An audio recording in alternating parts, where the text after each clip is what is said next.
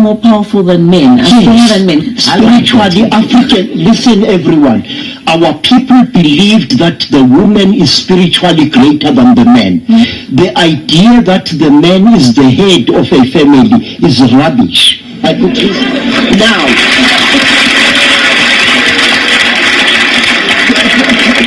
please listen. Our people did not walk over the heads of our women. Our women were so powerful that 2 of them killed one of the greatest kings who ever walked this land. Mama and Mkabai engineered Shaka's death.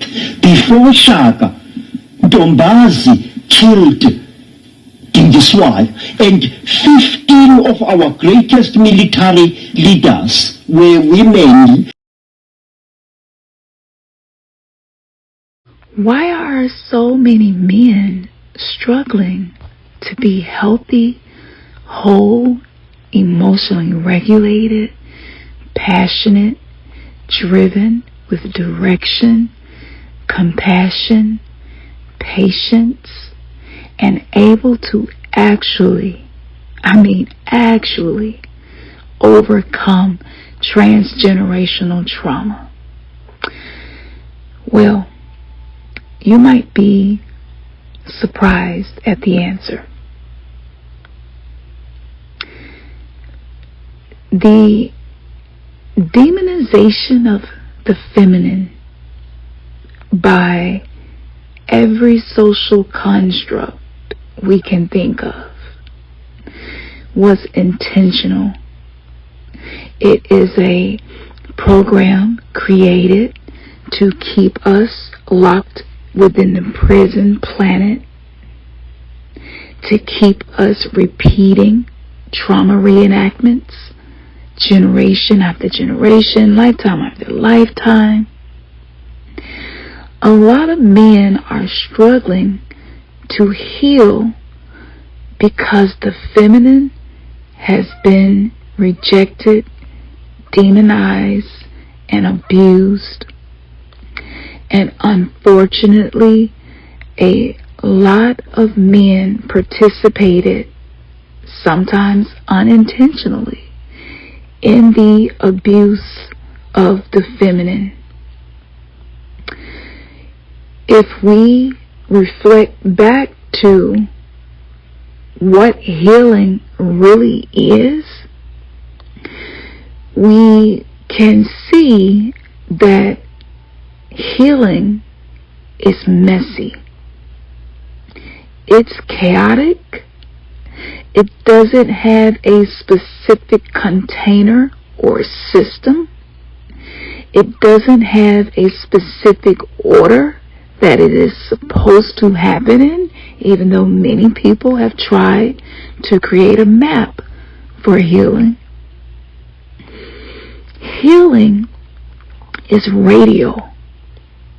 Okay? It's like a spiral. Healing is not a linear event. It is a journey in which you will circle back around to any subconscious patterns that have not been addressed. Healing moves like a spiral.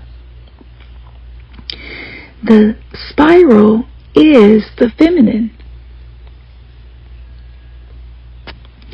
Circles represent the womb in sacred geometry. The feminine has been called the creator of the original sin. It was Adam and God of mythology that were doing the right thing. It was the woman that God gave to Adam that did the wrong thing. And Adam and God both agreed that the issue was the woman, the feminine. This program, this perception, this philosophy had nothing to do with man versus woman. That particular belief purpose was to misconstrue our awareness of our energetic makeup. The feminine aspect of life is within each and every one of us. The feminine principles is within each and every one of us. For the first woman to be considered the originator of sin, it kind of painted a picture of a reason to not trust the feminine. And unfortunately, a lot of us heard that so many times to the point where that belief became a subconscious program that is beneath our level of awareness. So even if you're listening to me and you say, well, I don't believe that anymore. Well, only about 5% of what's in your reality is coming from the conscious mind. Most believe that 95% of what creates into what we call our reality is coming from the subconscious mind, which is the glacier. So what you see is just a little bit of what actually is. Now, men not only have this fear and suspicion towards the feminine, but let's say religion somehow missed you. Well, Hollywood, Disney, and hip-hop was weaponized to also cause us to perceive the feminine, the mothering energy, as being something, someone that cannot be trusted.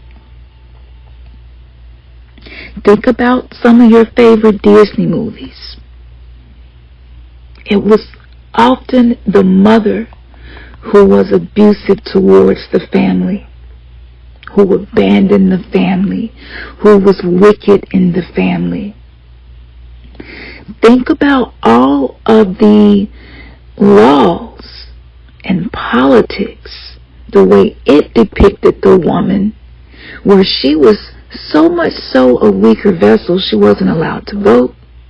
She couldn't own land. She couldn't buy a house. She couldn't get a license.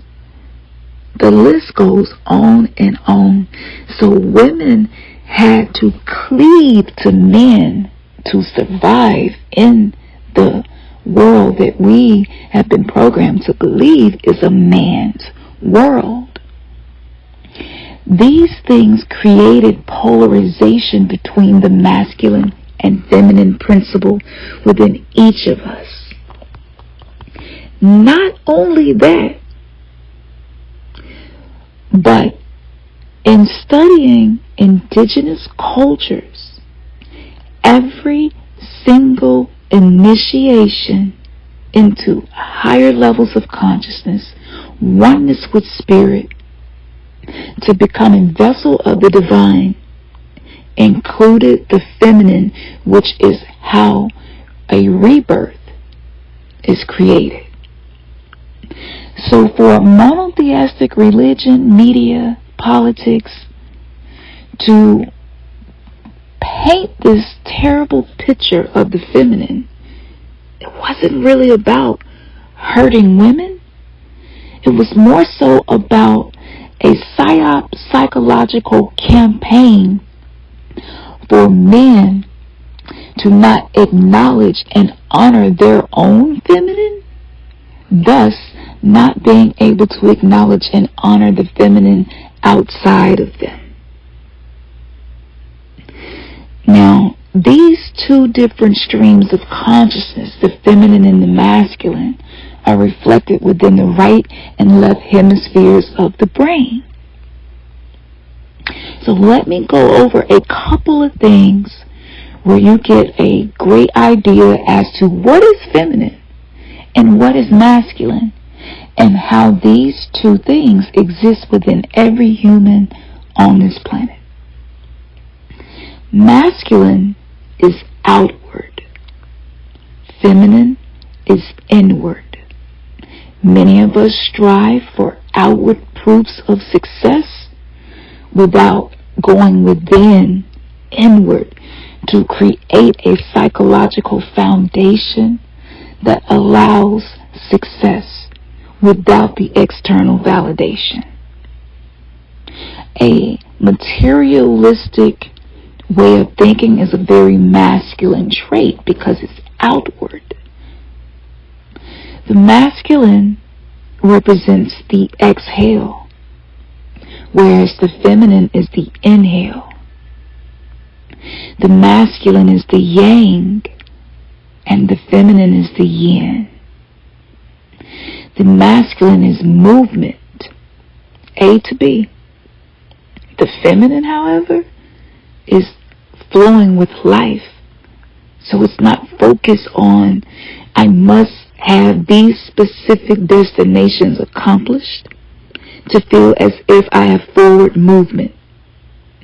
The healing journey is about the flow of life. It's not about the A to B destination. It's not about being attached to the outcome. It's not about, okay, I'll do A and I'm expecting B from it. That's a very masculine thing. The masculine is logical, whereas the feminine is based around intuition. Now, that's a separate webinar in itself.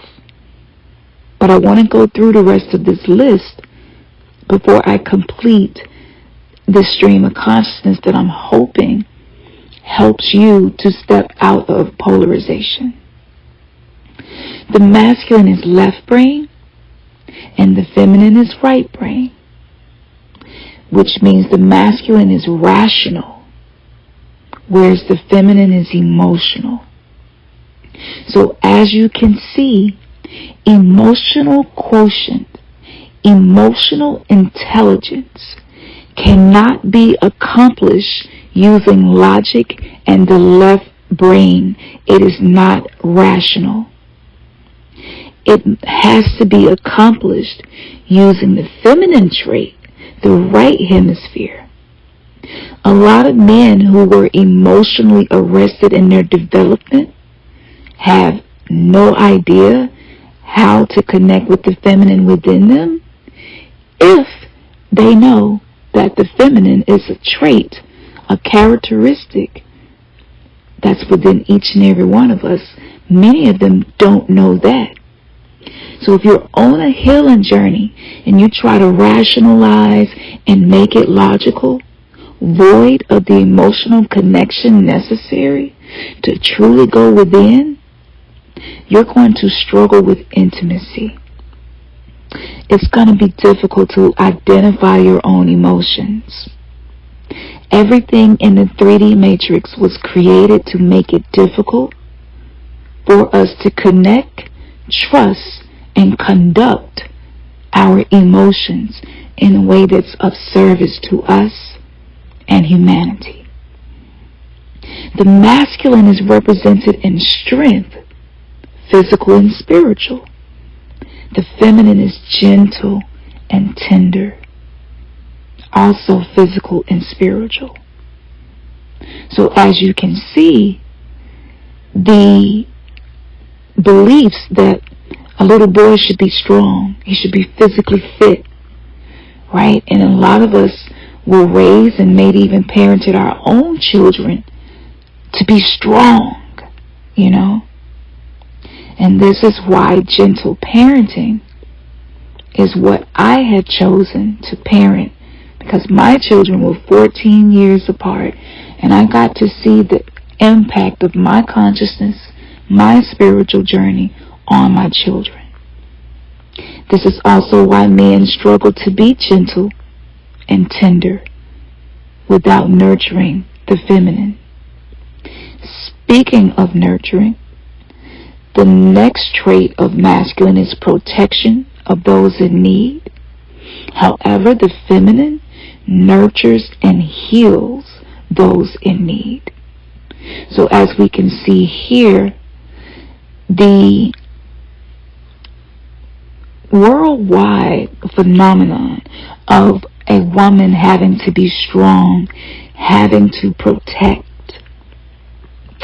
it takes away from her ability to help those in need through nurturing and healing, because she has to go, the womb man has to go into masculine energy to hold that space for the masculine dominant beings on the planet, because a lot of them are not capable of nurturing and healing. Thus, protection is limited. Whenever the woman has to go into those masculine energies to navigate the world, there's going to be a distortion of energy. The masculine is warrior energy, authentic and truthful. The feminine can be warrior as well, but she's more like the wise mystic. The masculine focus more so on abundance and prosperity. That principle is about giving, projecting. This is why people who resonate as being men have lingams that have the ability to project energy, to give semen, to create babies. And the feminine aspect is abundance and prosperity through receiving.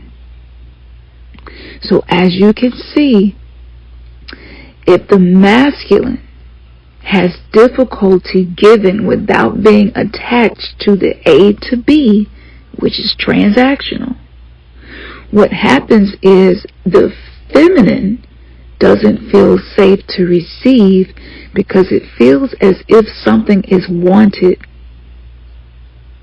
And this shuts down the ability for us to manifest financial security, emotional security, and intimacy.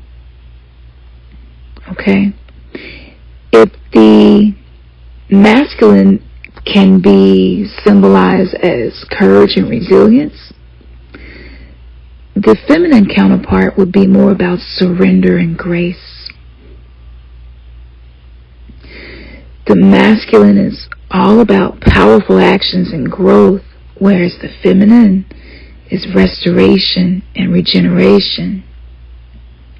Many who resonate mostly with the feminine have spent a lifetime taking action, trying to grow in this world into a successful person, lacking the time and support to be restorated and regenerated.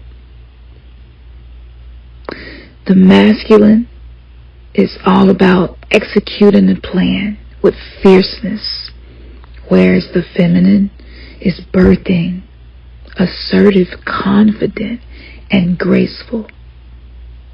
Now, these are just a few things that help you to see what the differences are between the two.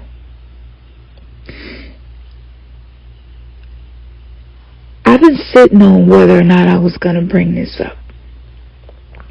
And I'm going to bring it up because if I don't, I'm actually not being in integrity, because this is something that has been bothering me for years. in 2014, that's when I really came in contact with this spiritual energy created by a masculine dominant being, and we can say man in this case, who has this pain towards his mother, this disconnect towards his own feminine. And when you take those things and look at them from the aspect of what I had expressed, the psychological programming that many of us have went through, you can see why the masculine struggles to love and honor women without wanting anything in return. I did a video called Why Black Men Hate Black Women. And in 2015, I was pregnant, and the biological father threatened my life. He threatened me. He didn't try to help me. As soon as I wasn't doing or being accommodating him, assimilating to whoever he wanted me to be, I was abandoned. I was accused of intentionally trying to ruin his life. And the level of hatred, resentment, disgust that I experienced, I knew was coming from a place of deep pain and grief. And this began my self-love journey, where I became more radical about the way I show up for me. So it was such a blessing to me, but it was painful. And I talked about this in the video, and if you read the comments on this video, you will see exactly what I'm talking about. Now, let's talk about the healing journey. The healing journey cannot be accomplished without the feminine. Okay? It requires a flow. It requires a natural level of detachment from the work that you're doing to be able to appreciate the journey and be grateful for the experiences versus trying to hurry up and get to the end and get through it and get to destination B from destination A. It's radial. It's a spiral. The cosmos move radial. The wheels of the heavens. Our chakras are masculine and feminine. These are energy centers within our spiritual anatomy. And what I have noticed is that the feminine chakras, just like everything else on this planet that's feminine, just like Mama Earth, there is a distortion in the movement. So what happened was the psychological programming caused men to feel puffed up about being a man, living in a man's world, and having so many rights that women did not have, being able to get paid more than the woman, even though she is doing the same work, or maybe even more or better. And this created a false sense of self. This created a false sense of confidence. This also created this superiority complex where men for a very long time felt like they were at the top of the hierarchy. And when you think about religion and a lot of the teachings in there, you also see that at one point women couldn't even ask questions at church. They had to wait till they got home to ask their man. It wasn't permitted. What type of teaching would diminish the role of the feminine to the point of basically saying, shut up. Don't be speaking in the house of God. Even though it is your physical temple that gave birth to every human on this planet, you are not allowed to speak. You are not allowed to question anything that's going on. And this energy has permeated throughout the universe, throughout many other social constructs, beliefs, things that we have been conditioned to accept. And it's not healthy. The energetic outcome of this is symbolized by a man who's disconnected from his own feminine self. He doesn't know how to nurture himself. He doesn't know how to love himself. He doesn't know how to rebirth himself. He doesn't know how to receive. He doesn't know how to rest. He may struggle with his creativity. He may struggle with intuition. He may struggle with connecting with his emotions. All of these things are required for ascension. So if the energy of ascension is here, and it is, that means that it cannot be done without the feminine. In the mythology of Isis, Horus, and Osiris, and the way the feminine was the one that went and found his phallus when his body was chopped up into 13 pieces and put back together. I mean, this is astrotheology in the form of ancient Kemet mythology. However, the principles are the same, just the same as Joseph, Jesus, and Mary. We see this over and over again in many different mythologies and spiritual systems and philosophies. So women became the surrogate mothers to men who were disconnected from their own feminine sense of self. This means that what men were supposed to learn to give to themselves became the responsibility of women. And what's happening now, as women are awakening to these imbalances and seeking to be whole and to be healed, to be authentic and to be loved just as she is, as we are pulling our energy away, as we are not investing ourselves in being martyrs and taking on way more burden, than any human being will benefit from taking on, let's say that. And as a result of that, men became emotional vampires, physical vampires. They are craving and yearning and have a hunger for the feminine and what the feminine entails. But if he doesn't know to cultivate that within himself, he's going to latch on to feminine things outside of him. And that does not only include women, but that includes marijuana, which is a plant, which is a feminine energy. That includes any activities that are considered to be feminine. Some of those external ways of connecting with the feminine are beneficial.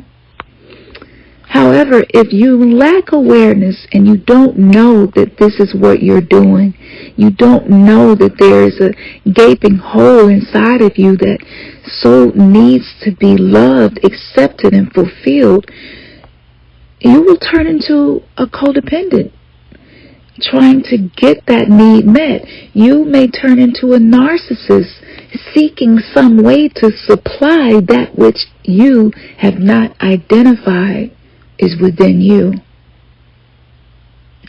This is not just for people, this is for systems as well. Many churches thrive because of the woman. The percentage of woman to man in church has a huge chasm in between it. And that's because women, containing the energy of regeneration, have been used as the batteries to keep these social constructs, these philosophies, these manipulated, distorted, misinterpreted belief systems going. And what you will notice, because I dreamed about this, and this was before I knew any of what I'm talking to you about now. But when you step away from something that you were just sacrificing your health, your mind, your peace, when you step away from that, if what you step away from starts to be diminished, weakened, it starts to go down, it starts to get difficult, maybe suffering starts to happen. A lot of men are going through that, just as a lot of power structures are going through that. A lot of men had no idea how much They needed the feminine. If you look at hip-hop and the way it was weaponized and turned into rap, and think about what I just said to you. Our words create spells. They create a form of hypnosis.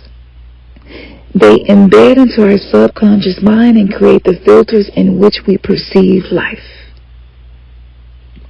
If the woman is sacred and she carries the essence of rebirth, and music is dragging her in every which way while raping her simultaneously, glorifying it, what is the spiritual, energetic outcome that comes from that? What happens when the group of people on the planet who have these high amounts of trauma make music, and most of them are very gifted, do not get me wrong. But what happens when a powerful person uses their words to polarize and destroy another, to judge, stereotype, demonize? What happens karmically? What happens when you accept a royalty check for a song that you made, just dragging women, dragging the feminine? It's not just about women. This is about energy, frequency, and vibration. According to Tesla, everything in this world is frequency, energy, and vibration. So what we see happening to a lot of men, even if they aren't rappers, if they subconsciously receive that information and subscribe to that belief system, and they have not canceled that vow, that pact, that soul contract that was created in a broken system meant to keep you trapped, reincarnating, and not being able to truly clear karma, that creates dysfunction. And energetically, until those vows are canceled, men are going to struggle to be with anything in this world that is feminine. The twisted thing about this is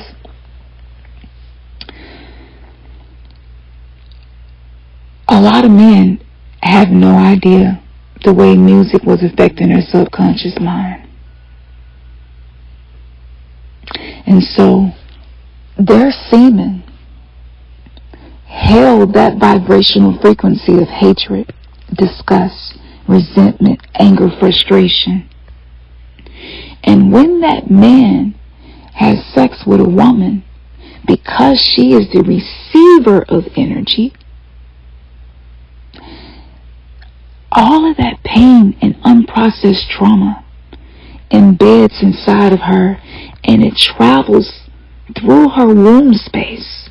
It's no wonder that so many women, especially black women, have fibroids and cervical cancer, polycystic ovarian disease, endometriosis, and the list goes on and on. It's no wonder. Because we too became victims to this system, and we were energetically absorbing what was being bypassed in the masculine. So now we're in contract with the bullshit that I don't believe any of us would consciously agree to. But you cannot fix what you do not know is broken. And so this information travels from her womb space. Once the man releases it from his body, and this is not just about semen, this is about energy as well, but I'm using semen because sometimes it's easier for us to understand things that show up in the physical realm versus the spiritual invisible. So that energy goes into the woman, climbs up her spine, 33 degrees up her spine, enters and embeds itself in her amygdala, which is the center that controls fear. And she may not know that each time she has sex, fear is being injected into her, fear is being activated in her, and because she may not know why, that information is stored in the quantum computer we call the brain. And now she struggles to feel safe, not just in the world, but in her relationships. She struggles to feel safe in her own body, inside of her own temple. I went through this for so long, and I could not figure out what was happening to me, why I was so triggered and feeling so unsafe. And I'm sharing a moment with someone that I love. So what is happening? Why do I feel this way? Now, I want to tell you what the scared masculine shows up as versus the sacred. The scared masculine is defensive. He is easy to go in fight or flight and go into attack mode. That's the hunter energy, the fight energy, the warrior energy we discussed. A lot of men have been warring with their own feminine and the feminine outside of them. And sometimes this shows up during sex. And it's energy. It's not anything he's saying. It may not even be anything he's consciously thinking. But trauma embeds itself in the body. The body keeps score. Scared masculine energy also is represented by being lost in your head, stuck in your head, and not being able to be in touch with your emotions. This is dangerous, especially now that all of these portals have been opening and all of these different interdimensional beings are just being let loose on this planet. If you are in your head and not in your body, you do not have control over what energies are taking up space vibrationally in your body.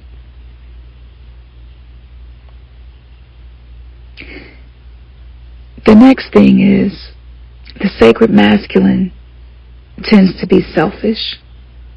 It tends to seek to preserve itself at all costs. It can be cold and distant. It could show up as aggressive, overly aggressive, passive aggressive. The scared masculine needs to be right. The scared masculine fears failing and has a strong attachment to success externally. So men being in love with their cars to the point where they take care of it and spend more time with it than they do with themselves.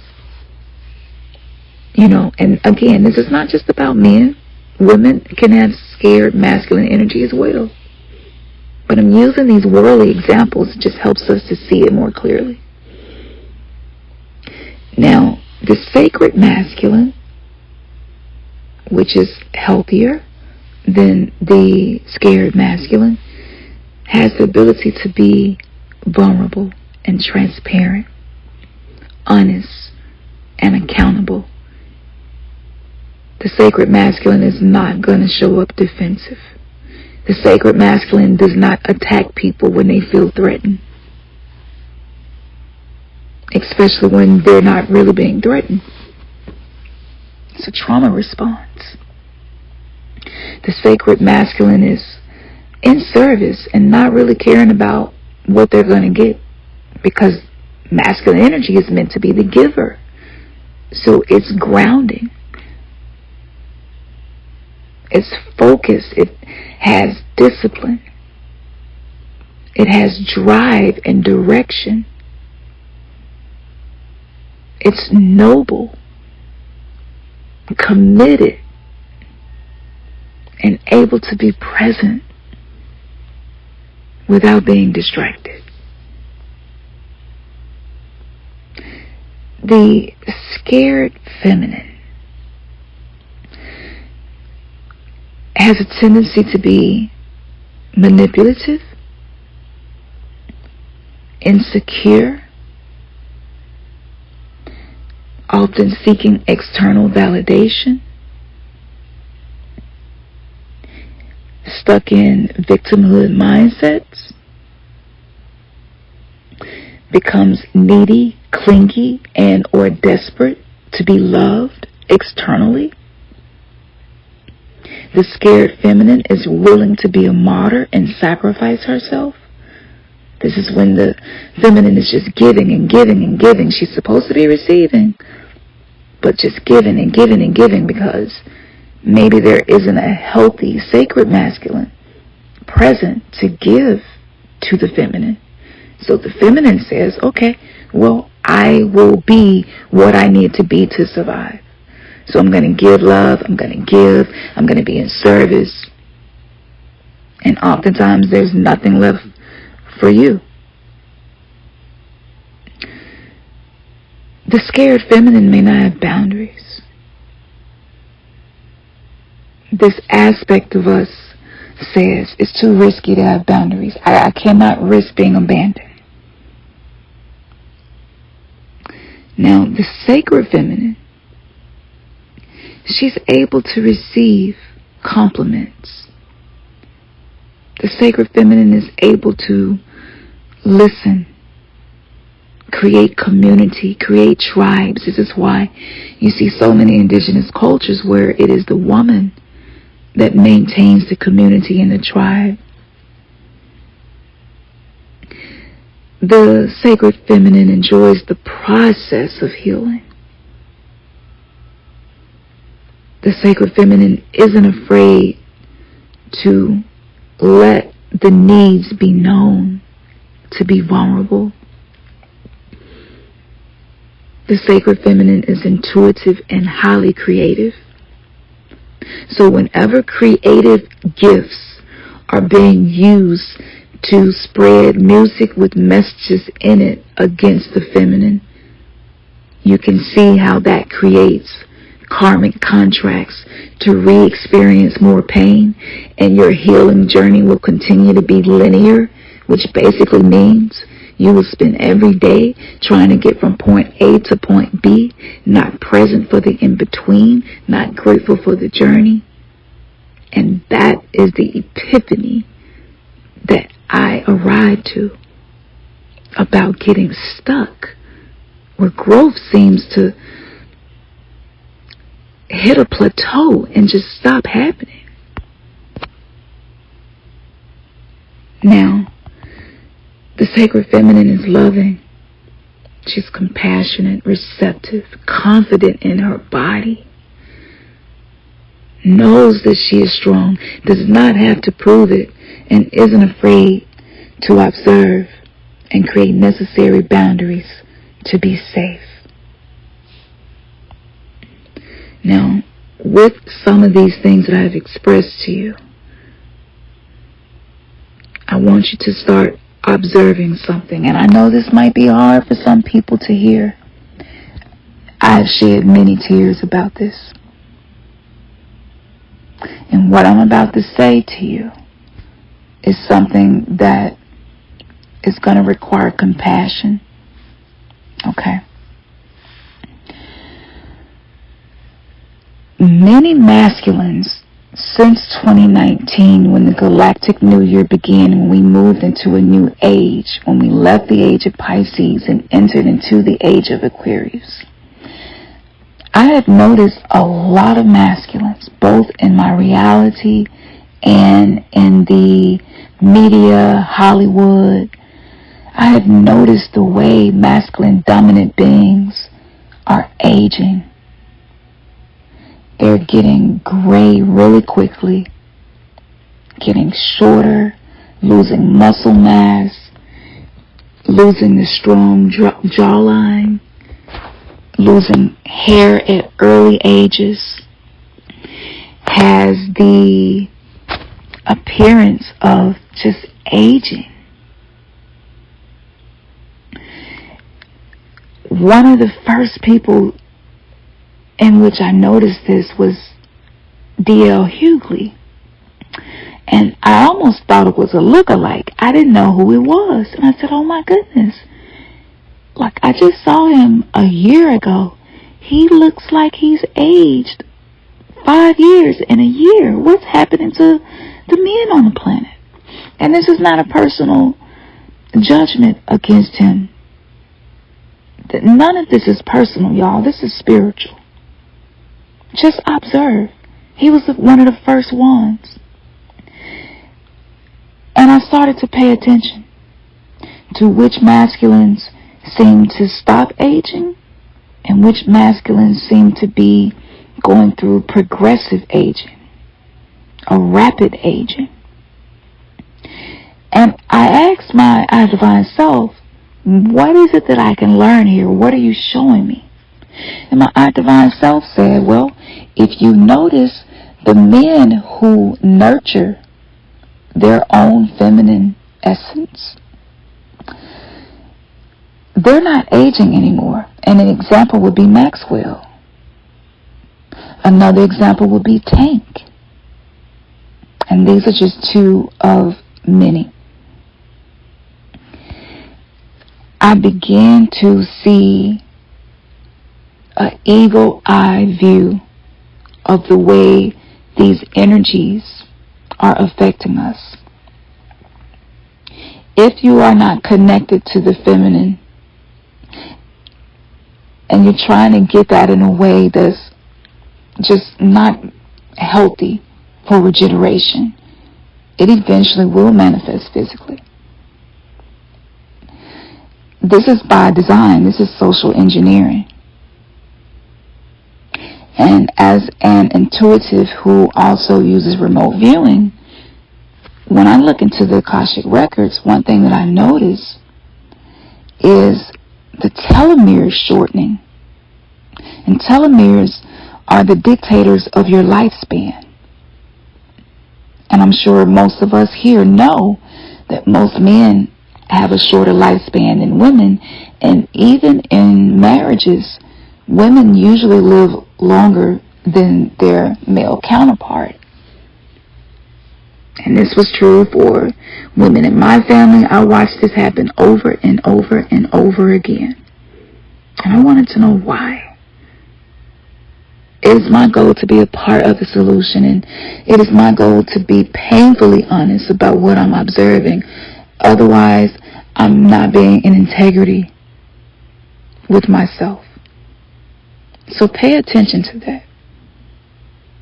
Notice how many men in their late 40s to maybe late 50s, early 60s are sick, having to be in the hospital, nursing homes, bedridden, having heart attacks and strokes and high blood pressure and aneurysms, ending up on dialysis. Notice that a lot of them don't have people that's helping them. Why is that? And you can ask any nurse, any doctor, and again, this is firsthand experience. Well, if hip-hop molded your subconscious mind and you took on the vibrational frequency of those messages into your subconscious mind, meaning you're unaware of it, maybe you did not love your children, your children's mothers, from that space of the feminine, the heart. Maybe it was logical. Maybe it was reasoning. You know, our values were shaped by culture, and culture is toxic. To the point where we just accepted a lot of stuff as normal. So if you spent most of your life believing those things, going to the club, spending all of your money on gold teeth and chains and rims and your car, and, you know, wanting to drink and have fun all over, every day, over and over again, not being connected to the feminine aspects of you, which means your relationships were not being nourished. They were not being cultivated. And those lifestyles, because the illusion, the veil, the curtain is being taken down, we can see physically, especially for those of us who see energy. But even if you don't, physically observe the appearance of men who lived that culture, who embraced that culture as a lifestyle. And just look at where they are now. And it's unfortunate. Because we need men. We need men to do what it is they were created to do. This imbalance was created through social engineering, as we discussed, but also experimentation, medical experimentation. Heavy metals, they damage the brain development. If the brain development is damaged, then there's an inability to connect with the right hemisphere, your emotions, your creativity, your intuition. And at the same time, men were pumped up with this pride. Their egos have been cultivated by a toxic culture.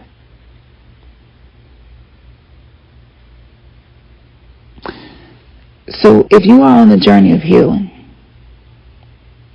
I want you to remember something. Maybe you're just starting. The feminine is also dark, and the masculine is light. Spiritual bypassing basically means that I'm going to use spirituality to bypass the reality of what's really happening in my life, calling for my attention. Monotheistic religions and religions outside of that, spiritual belief systems, oftentimes bypass the true root of the problem. What happens is the natural flow is blocked off. And without being able to emotionally connect due to gender-bending chemicals. We can start with baby food, baby formula, like it's all coming out now. And I told y'all that it would. In 2017, 2018, I really began going deeper into these transmissions to explain what was occurring and about to occur. So, the masculine became a victim to the patriarchy that masqueraded as something boosting them up, inspiring them, supporting them, giving them free rein to do whatever. That's the downside of the patriarchy for the masculine. So the whole love and light thing resonated with me for a little while. I needed more love in my life, and I knew it. And I had went through so many dark times, I was just ready to see the light. What I failed to connect to my own healing journey was the presence of darkness and its purpose. If you do not know the purpose of something, you are more likely to abuse it. The purpose of darkness, feminine energy, is creation. Even in monotheistic religions and many ancient texts, it was taught that light was created by darkness, which means masculine, light, was created by darkness, feminine. Go check it out. In the beginning, God spoke. We can leave religion and look at physics, look at astronomy. Before creation, there was darkness. There was just black space. And the Big Bang occurred. And now we are all sitting here. That light that created the physical world had to be birthed through the dark, which is the feminine. Which means the feminine actually was the creator of the masculine as a necessary counterpart to co-create. So to distort that and turn that backwards was to cause us all to live in this backward system, which gave the freedom for the feminine to continue to be used as a battery to continue to be used for whatever it is that they're being used for. If it's okay for God to do it, if it's okay for God to curse every human being on the planet because of something Eve, the woman, did, that subconscious belief is also going to create your reality, where within your unawareness, below the veil of your ability to be mindful, there is this tendency to blame the feminine for everything. It's that woman you gave me. Lack of accountability. Adam lacked accountability. And I use this story because I know most people that follow me know this story. Can anybody relate to masculine dominant beings struggling to be accountable for their actions? If you can, drop a comment. I want to know who else can relate to this. Who else has observed this and noticed this? So this is a level of resentment in the form of sorcery, spell casted over us with words. Now our relationships reflect that. And because we are no longer in tribal communities as a collective, the way we used to be, we have tried to exist in relationships and marriages, giving the responsibility of our partner to meet all of our needs that would usually be met by a whole village, by a whole tribe.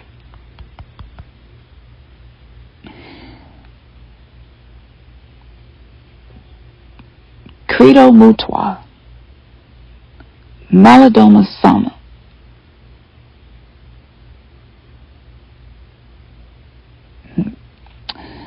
Baba Barashenko, the black woman, is their original guardian angel. These are just three off the top of my head. They express the significance of the feminine. They express the power of the woman.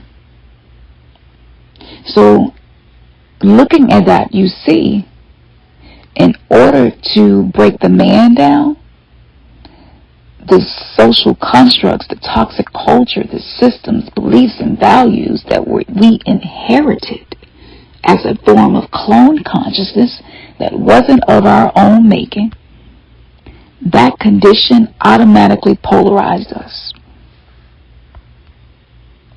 And to live polarized is to exist in black or white.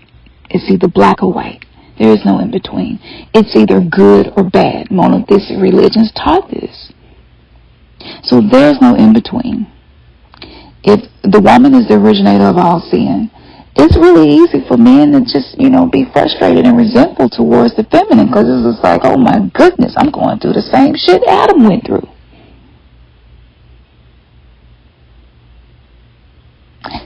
The patriarchy is basically narcissism created for the masculine to feel as if he's at the top of the hierarchy.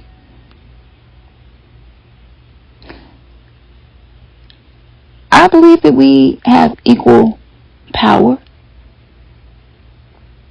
When you look at masculine and feminine, both have power. However, if the emotional aspect has not been cultivated, how do you relate to the feminine? To the external expressions of the feminine? What did this do to women mentally and emotionally? How were we affected by watching Snoop Dogg walk women down the red carpet like dogs with a collar around their neck? How did that affect us? I was a young girl when I saw that, and I know that affected me. And I said to myself, oh my goodness, the man has dominance. He has power. I must submit and surrender to whatever he wants if I'm going to survive, because it's a man's world. How did that affect us? So it's no surprise that a great example It's no surprise that Aaliyah had all of these men around her at a young age, objectifying her, using her, not respecting her boundaries. It's not requiring a rocket scientist to see how twisted it really was. How twisted it was for Foxy Brown to have been, 14 or 15 years old? And whoever was writing her music, it didn't sound like a 14, 15-year-old, that's for sure. And I remember being that age and listening to her album. That affected me. My subconscious was being programmed because music is frequency, energy, and vibration. And if my brain, my body is over 70% water, and water reflects emotions, how did that affect me emotionally? What was that teaching me? What was that telling me men wanted me to be?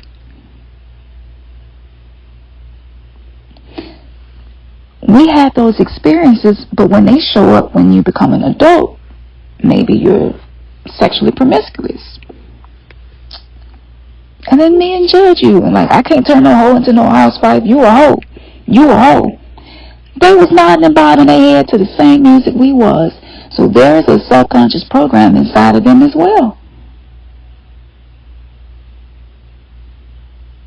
This polarization got us out here looking at each other like we each other's enemy. And in a way, we kind of are. Our consciousness was hijacked to see each other as the problem. The exact same thing that happened on plantations. The exact same thing that happened with colonization, where we were seeing each other as a problem. If a man could not protect his family and he was being whipped, how did that affect the women observing their husbands, their children, fathers, their partners, their protectors to go through this? Psychological warfare and generational curses cannot be separated. They're one and the same. Creating a generational curse requires some form of psychological warfare. And those are just a couple of instances. I have about 5,000 notes on this topic alone. And each time I think that I have exhausted the roots to why we're having the experience we're having, more stuff is unveiled for me. It's pretty easy to see why a lot of women are dealing with womb trauma, noticing that they need healing. And this doesn't have to be overt sexual abuse that caused this, because the culture was so toxic. Growing up, boys, young men, they felt like they had the right to grab our asses, to touch our titties, to chase us down and hump us. What was it called? Catch a girl, get a girl, and you get humped on? Where was that coming from? Why were we doing that as children? What program was going on in the subconscious self that we were even participating in something like that? I'll never forget not being respected, my boundaries not being respected, being touched on, being fondled, catcalling, psst, psst, that thing, psst, hey, psst, come here with your fine ass. I'm probably 10. I'll never forget the way I felt. I didn't feel safe. I didn't feel safe around the masculine.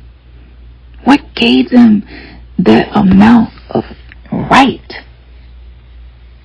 Why did they feel like that was okay to objectify us? Could social engineering have been a technique used to accomplish that outcome? I started started carrying razor blades under my tongue just to go to school, just to walk to the corner store, just to go get a freezy from the candy lady. That's how unsafe I felt. That I would take a chance and cut my mouth open just to feel a sense of security. That razor blade in my mouth, that box cutter in my purse, it gave me a sense of safety. And then once I couldn't do no more, we started we started using those combs to do our finger waves with rat tail combs, and so that was my weapon. I would keep it stuck in my hair everywhere I went, and people were like, why you still got that in your hair? I didn't feel safe. And each time I wasn't even thinking about it, that it happened, it just reinforced how unsafe as a feminine dominant being I had become. I didn't know who to trust. I didn't feel safe around cousins. I didn't feel safe around uncles. I mean, the list goes on, and don't even get me started with what was happening at church. I had at least 150 men and young men tell me that I was their wife. Would even grab me and tell me, God told me you my wife.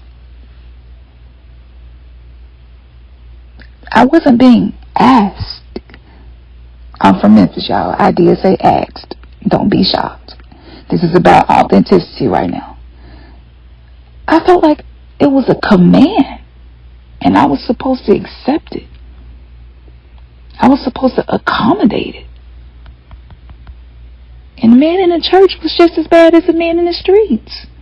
The man in the streets was just as bad as the men at school, the boys at school. So this is something that we experience over and over again. So if you're in your 20s, 30s, 40s, and upwards, and you're noticing these discrepancies in your energetic field, in your womb space, it may not be just one event. It may be a whole bunch of events. Stuff that you probably don't even remember in your conscious mind, but your body kept the score. And because men were taught to believe that sexual release is something that must be done by the woman, they became entitled.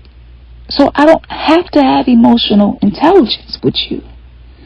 I don't have to truly heal and work on myself to be with you, because I respect and honor you.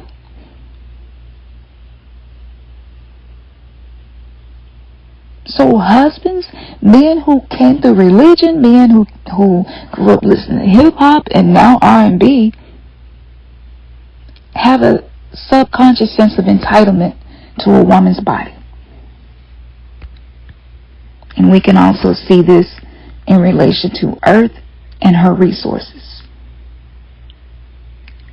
There are always parallels in physical reality and spirituality. The spirit realm.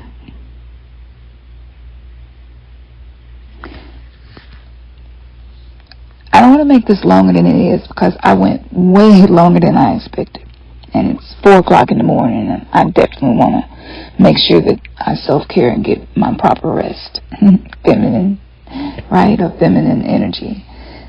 Activity to get rest. But before I get off, I want to leave you with some of the stages of emotional healing. And again, I know men went through abuse too. I know that they went through traumas as well.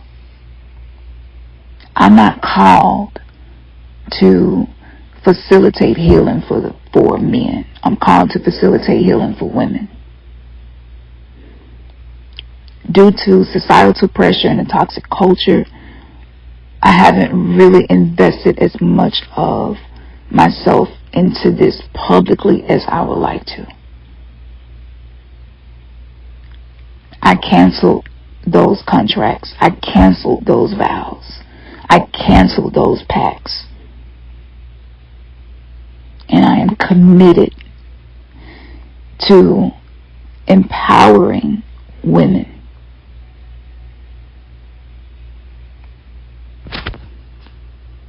hopefully, if men are listening to this, hopefully this becomes a catalyst for your healing journey. So here are some of the stages of emotional healing. The first stage is usually some form of acknowledging suffering, acknowledging trauma, discovering the things that you went through. And you may even notice how you dismiss your own emotions, your painful emotions. You bypass your painful emotions. You don't want to deal with it. You don't want to feel it. You feel the suffering. You feel the outcome. But dealing with it seems difficult. Maybe it's hard to confront yourself, confront your fears, confront the repressed shadow aspects of you that you don't feel like are worthy of being seen. So that's usually the first stage, where you notice the trauma, you notice the suffering, you notice the things in your life that just simply are not a reflection of someone who is whole. The next stage is usually a deeper level of awareness. You can begin to name some of these things. You identify with the fact that I do carry a shame imprint. I do carry a guilt imprint. I do have betrayal wounds, abandonment wounds. And you begin to figure out how it shows up in your day-to-day life, in your emotions, the way you feel, your mood, and you begin to connect the dots. And in that awareness phase, I talk about acceptance, acknowledging it, which is the next phase. And this is when you start to confront these things. You're not running from it. You're not avoiding it anymore. You're facing it. You're accepting it. Radical acceptance. This is when you're able to say, you know what? I see how my childhood conditioning affected me emotionally. And one of those ways was a persistent hunger for external validation and love from someone else. I need somebody else to pump me up. I need somebody else to make me feel confident. I need somebody else to make me feel beautiful. I need somebody else to make me feel successful. I need somebody else to make me feel like I have power. And so instead of avoiding those things, you start to confront it. And this is the stage where you usually will attract the information that you need in different teachers, or you go looking for it. The next phase is being able to allow these emotions that are trapped within your body to come through you. This is when you realize, I got a lot of rage inside of me and anger that I had to repress, so I'm going to work out. I'm going to start doing yoga to release it. I'm going to learn somatic techniques. I'm going to do some breath work to move this energy through me. I'm going to do some mirror work and some journaling so that I can connect with my own self deeper. I'm going to do some shadow work. I want to work through this. I want to learn how to express this. And once you go through those phases, then the alchemy can begin. This is the phase where you say, you know what? I'm turning these shadows into superpowers. I am turning my pain into purpose, and I'm turning my trauma into triumph. Since healing is not linear, like a lot of us hope that it is and want it to be, you may go through these different phases in cycles. You may think you're over something, you're past it, you're in the phase of accepting it and acknowledging it. After you've become aware of it, you work through it, and then something happens and you realize, oh, I see now that I still have this shame wound.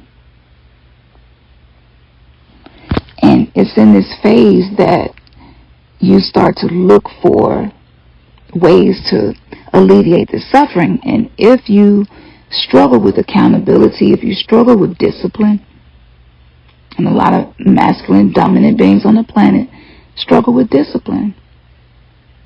Because if you aren't nurturing yourself with compassion, watering your garden, which is your mind, with affirmations and allowing people to be in your life who are going to tell you the truth, and you honor that, even if it feels like criticism, as long as it's something that's going to help you to see yourself and improve, you're able to be receptive.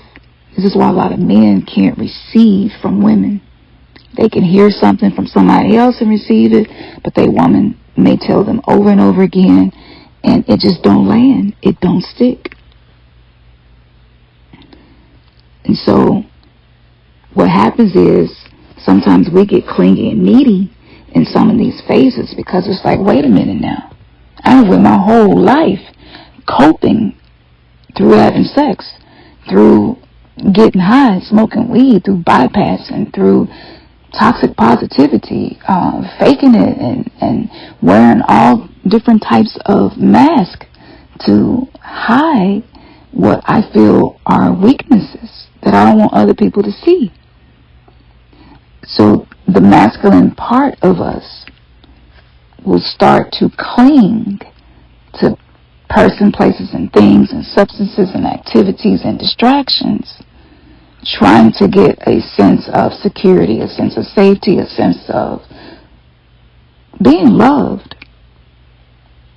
And one thing that I have expressed, and I'm going to continue to go deeper in this, but if you are trying to get from someone externally what you are not giving yourself, you are giving your power away, because at any point in time they stop giving it to you. You're left with a void that you won't know how to fill. And I do see this happening with a lot of men.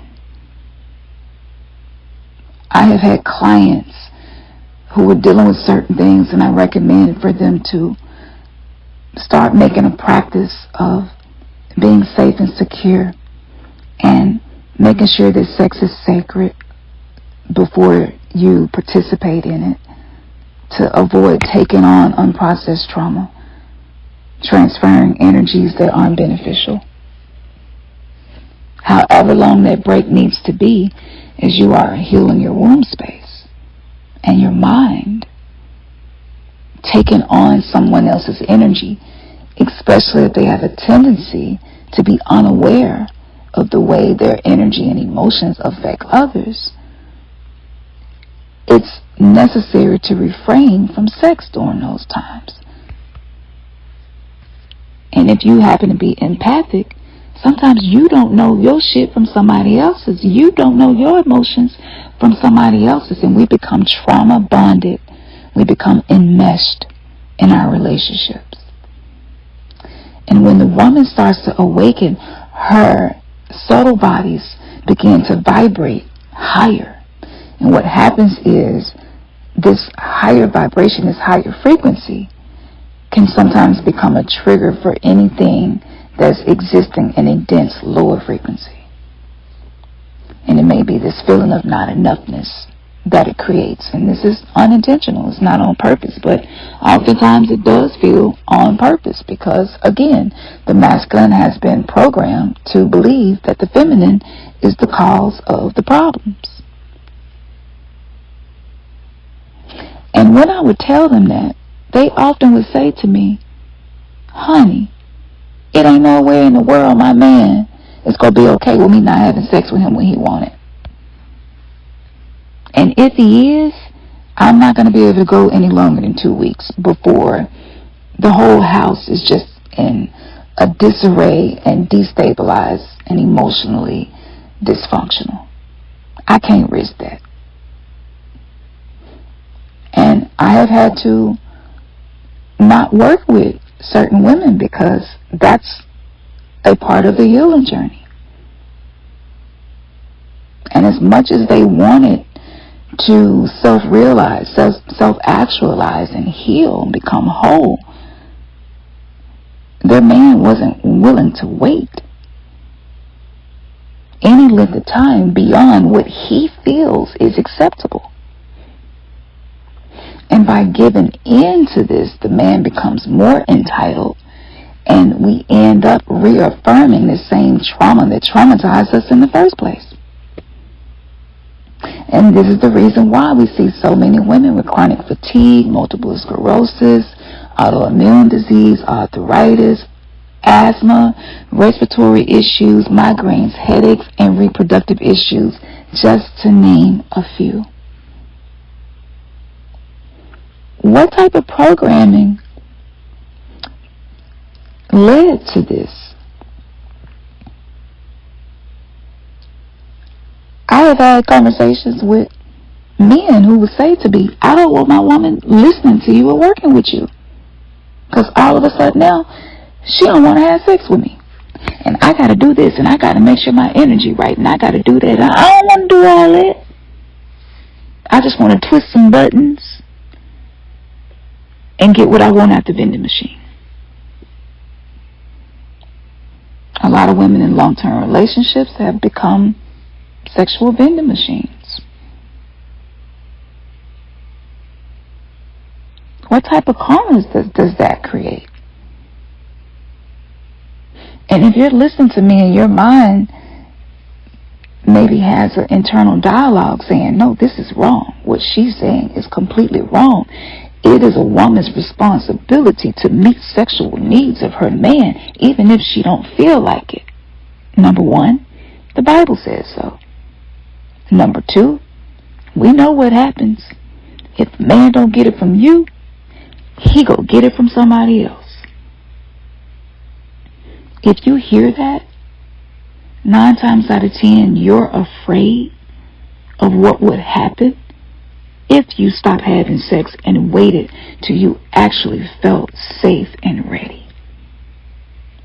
And if that's the case, what type of karma is being produced by participating in sex without spiritual alignment and emotional attunement, without being in your heart, not your head? A lot of women aren't satisfied with their partners with any form of intimacy because of these things that I've discussed. Can you imagine what it feels like over time? How much resentment has the potential to build up when you feel like you have to make sure that you are accommodating your man's sexual needs even when you don't feel like it? And maybe some of the health issues and the traumas were passed down to you through your mother and your mother's mother. So it's even more intense within you. Some men will say, my mama did it. My grandmama did it. She had 14 kids with granddad. So we know they were getting it on. They had issues. But we're not that generation. We're not here to have Neptunian relationships built in illusions. We're here to challenge the 3D matrix, prison, planet, toxic culture, so that we can actually face these issues head on and learn how to transmute them, learn how to become alchemists. Back in the day, a high form of love based on one of my love languages would have been gifts, material gifts. Now, it's like, no, I require vulnerability consistently, over time. I require patience, not to feel like I'm being rushed into sex, not to feel like I'm being controlled and manipulated into acquiescing and accommodating. This is becoming the new standard. And if men do not accept that women's standards are changing, the divorce rate, the separation and breakup rate is going to continue to climb.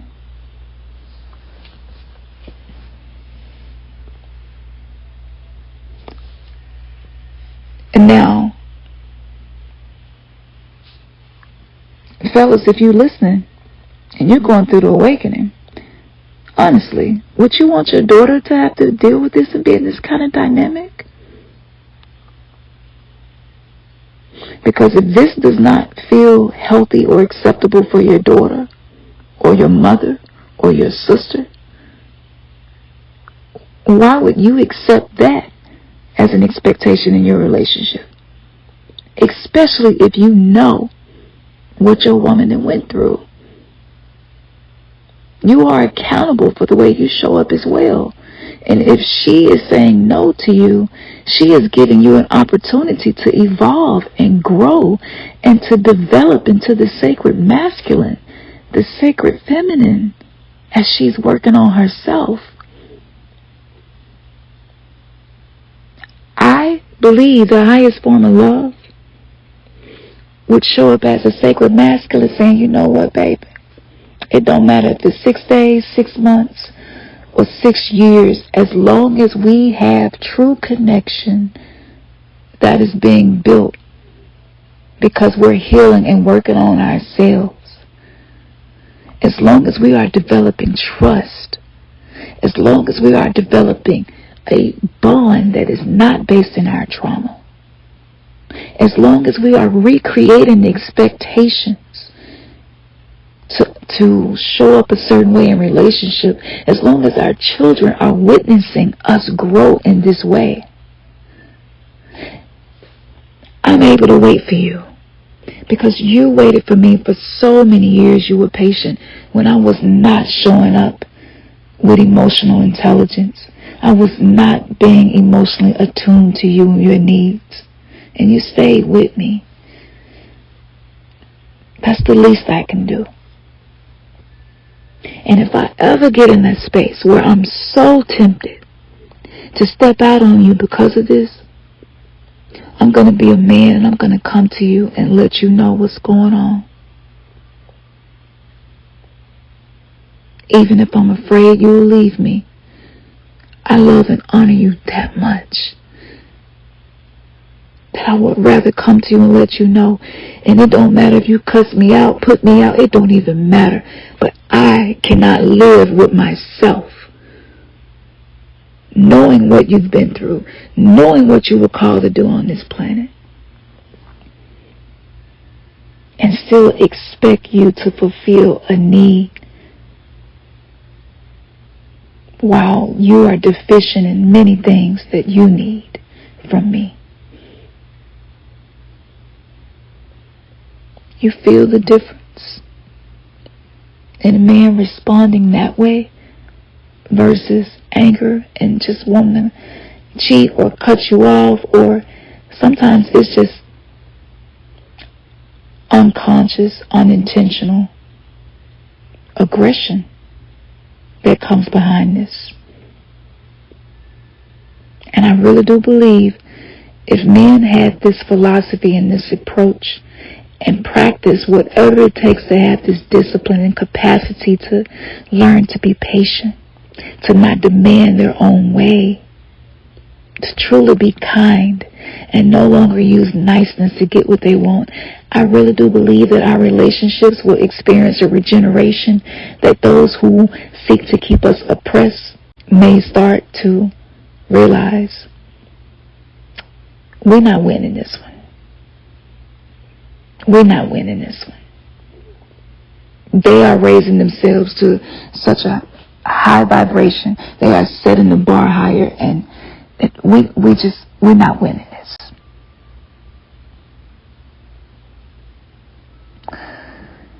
As we go deeper into the age of Kali Yuga, the age of the underworld, the halls of Amenti, Duat, a lot of different names throughout many mythologies and philosophies and spiritual systems, as we go deeper into this, because we're going to be here until 2029. This is 2023 when I'm recording this, which means this is 7 years of tribulation. Me and one of my sisters had a sacred sister chat, and I have been thinking about it, and I shared the Mayan calendar. I've been teaching about this and kind of giving key points in numerology to watch for, and we were discussing this. She's like, it just feels like the 7 years of tribulation occurring, and I was like, yeah. It says you are absolutely accurate. I feel the same way.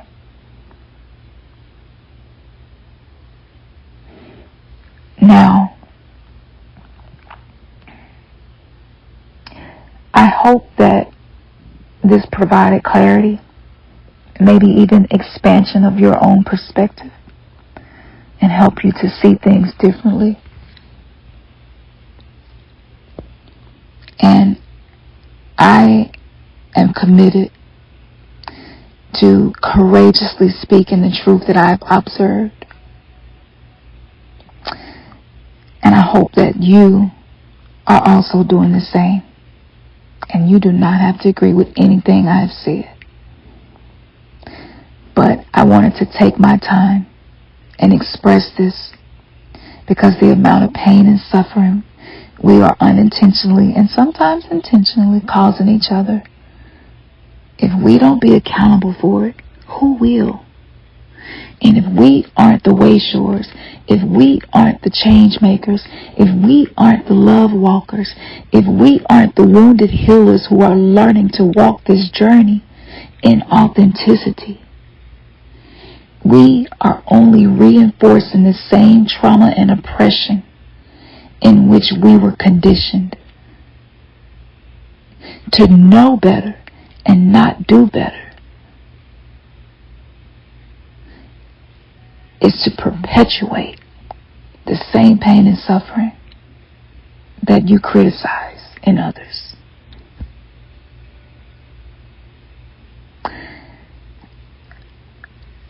I have so many more things that I would like to say, but I'm going to wrap this up here. This definitely went way longer than I was expecting, but I'm grateful that I was able to share this message again. It's been on my heart for a long time.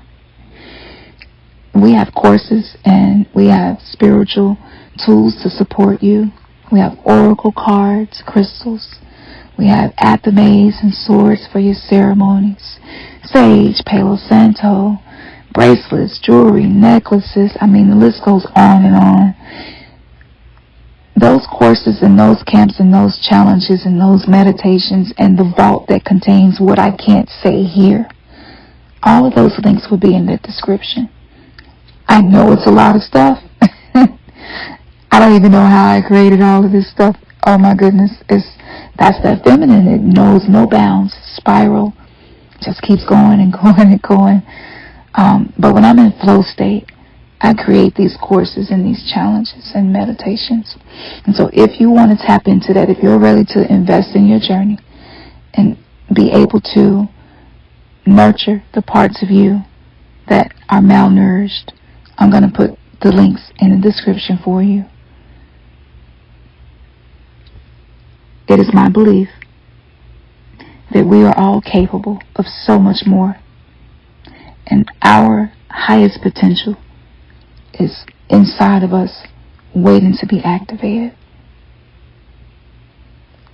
I believe in you because I have learned to believe in myself. And everything that our hearts desire can absolutely be manifested with love. True love, not holographic love. Namaste. Namaste.